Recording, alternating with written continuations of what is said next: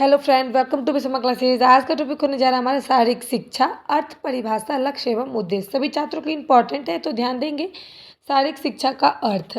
तो शारीरिक शिक्षा वह शैक्षिक प्रक्रिया है जिसमें विभिन्न क्रियाएं की जाती है, जैसे कि व्यायाम, खेल कूद, योगा, स्वस्थ संबंधित यानी कि स्वास्थ्य संबंधित जितने भी ज्ञान होते हैं वो भी इसके माध्यम से बताया जाता है और व्यक्ति के अंदर संपूर्ण विकास किया जाता है।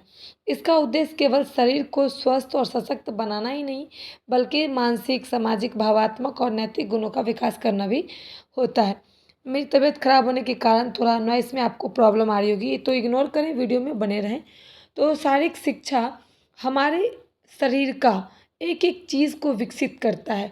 व्यायाम के माध्यम से, खेल कूद के माध्यम से, योगा के माध्यम से हमारा जीवन शैली जीने को, जो भी हमारा जीवन शैली होता है उसको जीना, कैसे जीते हैं, कैसे समाज में रहते हैं, मानसिक स्थिति कैसी होनी चाहिए, समाज में इमोशन कैसा होना चाहिए, तो उसके जीवन जीने का नैतिक गुण कैसा होना चाहिए, सभी को शारीरिक शिक्षा बताता है अर्थ के माध्यम से।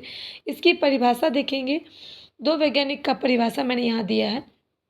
पहला है national association for physical education and sports, यानी कि उन्होंने बताया है कि शारीरिक शिक्षा एक ऐसी प्रक्रिया है जिसके द्वारा शारीरिक गतिविधियों के माध्यम से व्यक्ति का सर्वांगीण विकास किया जाता है। जैसे कि मैंने अभी बताया आपको, शारीरिक शिक्षा के माध्यम से शरीर की गतिविधियाँ, खेल कूद के माध्यम से हमारा शरीर चलता फिरता रहता है, योगा के माध्यम से भी हमारा जो शरीर में कई ऐसी चीज़ें हैं जिसमें परिवर्तन आती है। तो इसके माध्यम से शारीरिक शिक्षा का जो सर्वांगीण विकास है वो करने में मदद मिलता है। उसके बाद दूसरा है चार्ल्स एंड वूचर। उन्होंने बताया है कि शारीरिक शिक्षा एक ऐसी शिक्षा क्षेत्र है जो व्यक्ति के शारीरिक, मानसिक, सामाजिक और भावनात्मक विकास में सहायक होता है। शरीर जो है उसमें हमारा कई पार्ट होता है, जैसे कि एक होता है दिमाग, जो हम मानसिक स्थिति जिसको हम बोल सकते हैं, सोच सकते हैं उसको। सामाजिक, एक व्यक्ति समाज में जरूर रहेगा, कोई ना कोई व्यक्ति ऐसा है जो समाज में रहता ही है, समाज से अलग कोई नहीं है। तो समाज में रहना, उसके भावनात्मक चीज़ों को समझना, तो ये सारी चीज़ों को समझकर शारीरिक शिक्षा पर बल दिया गया था और इसको शिक्षा का क्षेत्र भी बताया गया। अब हम इसका लक्ष्य देखेंगे। शारीरिक शिक्षा के प्रमुख जो लक्षण है, जो लक्ष्य है, उसके कई प्रकार हैं। वैसे तो मैंने यहाँ पाँच या छः बताया। जैसे कि पहला है शारीरिक स्वास्थ्य और क्षमता का विकास। इसमें क्या होता है कि शरीर को स्वस्थ और मजबूत और सहनशील बनाना जो है वो शारीरिक शिक्षा का कार्य होता है। उसका मेन शारीरिक शिक्षा का लक्ष्य यही होता है कि हमारा शरीर स्वस्थ रहे, मजबूत रहे और सहने की क्षमता जो है वो ज़्यादा से ज़्यादा हो सके शरीर में। दूसरा है मानसिक संतुलन और भावनात्मक स्थिरता, यानी कि शरीर में दो चीज़, एक चीज़ तो मैंने बताया, दो चीज़ और है, मानसिक संतुलन और भावात्मक स्थिति। मानसिक, हमारा जो मस्तिष्क है वो किस प्रकार से स्थिर रह सकता है, तनाव से मुक्त रह सकता है। और भावात्मक स्थिति यानी कि आत्मविश्वास, किसी पर अगर हम इमोशनल करते हैं तो क्यों मेरा आत्मविश्वास होता है कि मैं इसके साथ ऐसा करूँगा तो ये मेरे साथ अच्छा करेगा। तो एक ये विश्वास है कि भावनात्मक चीज़ें हैं, धैर्य हो गया, प्रबंध हो गया, तनाव हो गया, ये सब को दूर करना ही शारीरिक शिक्षा का लक्ष्य है कि व्यक्ति खुश रहे। तीसरा है सामाजिक गुणों का विकास। जैसे कि शारीरिक शिक्षा का ये भी लक्ष्य है कि एक व्यक्ति समाज में जरूर रहता है, कई व्यक्ति रहते हैं लेकिन कोई भी व्यक्ति समाज से अलग नहीं रहता है। तो व्यक्ति को समाज के गुणों का भी विकास कराना बहुत ज़रूरी है। जैसे कि टीम वर्क, टीम एक साथ काम करना, 10 लोगों के ग्रुप बना दिया, उसके साथ काम करना है। नेतृत्व, चाहे गेम वगैरह हो गया, एक साथ खेलना है, एक साथ जीतने की भावना रखना है, ईर्ष्या की भावना नहीं। तो ये सारी चीज़ें जो है वो शारीरिक शिक्षा के माध्यम से सामाजिक गुणों का विकास किया है।